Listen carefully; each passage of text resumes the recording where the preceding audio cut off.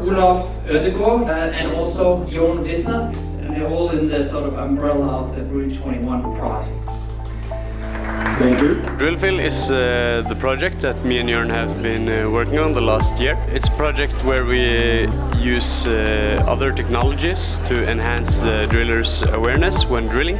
So now we use haptic feedback to send forces that emulates the downhole conditions to the driller. I think we have won because it's a really new and innovative way to make use of all the new downhole sensor data in a way that it's not done before.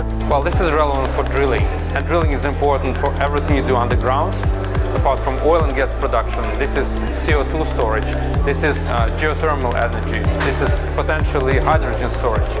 And you have to do it very efficient and in a very safe manner.